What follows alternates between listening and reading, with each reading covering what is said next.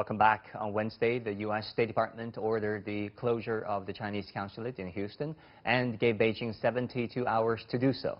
China has condemned the U.S. move as a, quote, unprecedented escalation that risks sabotaging relations and has warned of countermeasures. What's really going on here? Joining us from Washington is Rick DUNHAM, co-director of the Global Business Journalism Program at Tsinghua University. And in Beijing, Mr. ZHAO, research fellow at the Chinese Academy of Social Sciences. Now, let's look at what both sides have just said. In a statement earlier on Wednesday, Mike Pompeo, U.S. Secretary of State, said this: the U.S. closes the Chinese consulate to, quote, protect the American people, protect our security, our national security, and also protect our economy and jobs.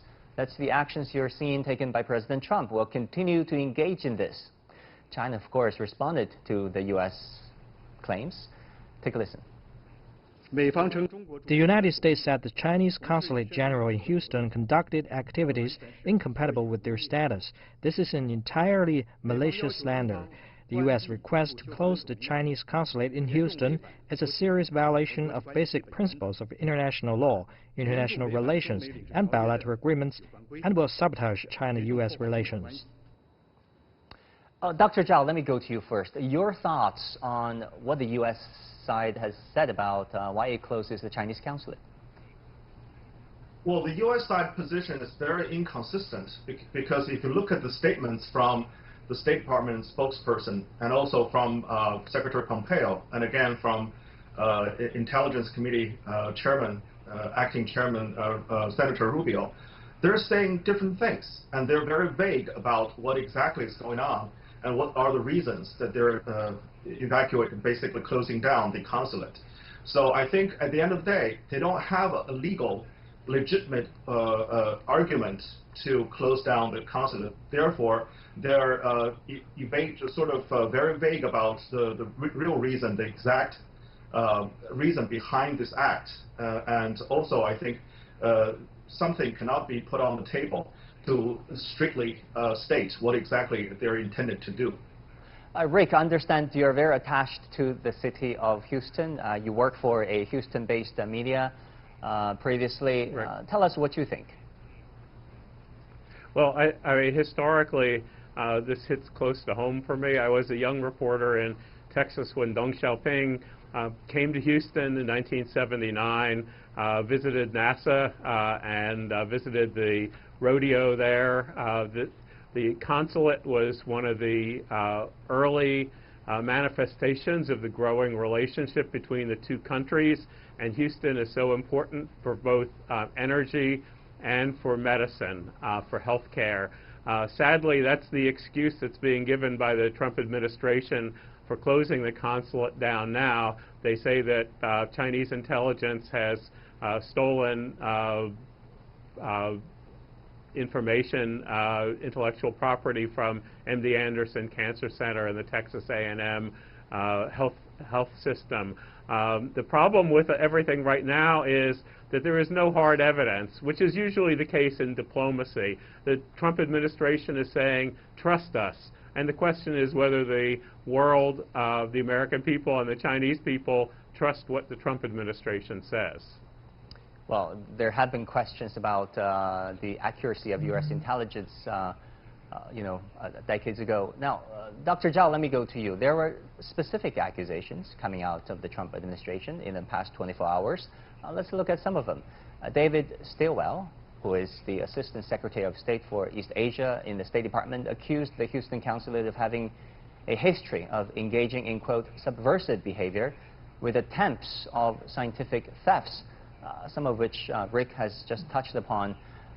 One of those specific accusations is that Chinese consular staff may have sponsored or helped people steal a vaccine for coronavirus. What do you think of that? Well, first of all, if they have real evidence, they should present it. And if that's a long-time commitment from that consulate to steal intellectual property or whatever, they have brought charges. They should have bring charges in a U.S. court. And so far, I don't see any real and concrete evidence for that. In terms of vaccine, I think we have discussion before that China has developed vaccine probably at the same and even more advanced than the U.S. side. Recently, there's Chinese side published vaccine research papers in U.S. Journals. So I think there's really no reason for the Chinese, particularly the Chinese state, behind any activity to steal research data from the American side. And I think in this respect, the U.S. is looking at this through lenses of competition, not cooperation. The world right now needs cooperation on vaccines and to commonly develop a cure or a defense against COVID-19 instead of fighting each other and competing with each other. If that's the case, I think that the U.S. seems to be trying to monopolize the outcome of the vaccine. Instead, I think the Chinese side has stated very clearly that if there's a vaccine, China will make that public as public good provided to the world. You know, well, Dr. Zhao, when the U.S. expelled the Russian diplomats, you know, some 2-3 years ago, it gave them 1 month to leave. And now the U.S. gave China 72 hours. I mean, this is pretty humiliating, right? Absolutely. This is unprecedented act, and it's not according to neither the international law or any respect or courtesy that should be conveyed to the Chinese side. So I think this act is very rude and baseless, unreasonable. So that's why, from the Chinese side, there's such a widespread anger against such act, and without clear explanation, I mean, it's really unconscionable from both Chinese side and the U.S. side to come to a conclusion why the U.S. committed to this really very dangerous act against China. Well, Rick, I want to pick your mind and borrow your expertise about Washington politics. Yeah. There are speculations around about why the U.S. did it and did it now. We know that Houston consulate is located, of course, in a red state where President Trump himself is trailing Joe Biden by 1 point. We're less than 4 months away from general election. So do you think this move by Trump is well calculated? Well, I think almost everything that is done by Donald Trump specifically and the administration in general is calculated as to what will help him win re-election. Yeah, I'm fascinated by Texas, having been a bureau chief for the Houston Chronicle in Washington. Texas is competitive. The last 3 polls, 2 of them have Joe Biden ahead narrowly, 1 has Donald Trump ahead narrowly. Texas has not gone Democratic since 1976, Jimmy Carter. And so Republicans are spooked.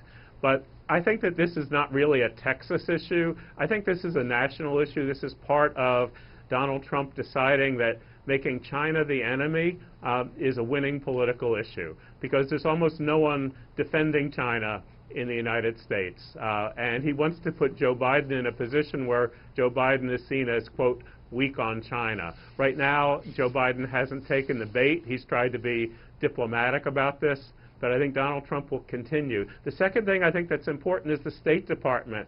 The State Department under Mike Pompeo is emboldened. I think that the mentality is more like the Cold War in the State Department than in any State Department since the fall of the Soviet Union. And so I think that Mike Pompeo is pushing this hard, and he's been doing that with Hong Kong, he's been doing that with Xinjiang, and I think that they intentionally want to provoke tension and heighten it because this plays into the political goals of the Trump administration. Well, Dr. Zhao, let me go to you. China's Houston consulate was the first to open in the U.S. Weeks after diplomatic relations in 1979. So do you think, you know, was the choice of consulate Houston deliberate? And if so, what message is Washington trying to send? Well, I don't know whether or not this is deliberate because Houston was the first consulate open on the soil of the United States. However, I think it's very clear that Pompeo's State Department is trying to burn the bridge. It's very clear that the consulate in Houston is a bridge of the 2 peoples across the Pacific. And in many respects, that U.S. and China has been cooperating, and people-to-people exchanges are at very high level. So to cut the tie between the 2 peoples, what's that better than cutting the consulate and end the work there? I think, again, may I add one point, is that this is really a distraction, because if you look at what happened in the past 6 months, whenever the tension between U.S. and China was heightened, there was a spike of COVID-19 cases in the United States. U.S.-China relations started to dramatically deteriorate in late March. That's when the U.S. started to see the first spike of cases. And now, because of the early reopening, the mature reopening of the economy, the cases are spiking again in July, and that's affecting negatively for the President Trump's campaign. So I think really Secretary Pompeo is an enabler. He's using China for any excuse he could think of, trying to hit China and provoke a response from China to make this case and distract American people from the real disaster that's right now happening in the U.S. Rick, I hear some commentators, strategists in the White House saying that they're not too concerned about China's countermeasures. For example, if China closes down a consulate of the U.S. in China or even in Hong Kong, what do you think are happening inside the calculations of the White House right now? Well, I do think that the White House, in its own terms, thinks of this as win-win, the same way as the tit-for-tat removal of journalists. I think the White House saw that as good because the White House is at war in its own way with the New York Times, Washington Post, and I think the same way the White House has been critical of the State Department, believing that there are people inside the State Department that are part of the deep state that are not believers in the Trump administration philosophy. And so I think in some ways they don't mind if the Chengdu consulate is closed or if Hong Kong the Hong Kong facility has some sort of retaliation, because they view it as a political win, making China look like it is engaging in this war, and diplomatically they're getting rid of some of the people that they're happy to have gone inside the State Department, people they don't think are ideologically trustworthy to follow the Trump doctrine. Well, Dr. ZHAO, what do you think, this U.S. move, quite dramatic, quite unprecedented, what will be the ramifications for bilateral relations going forward?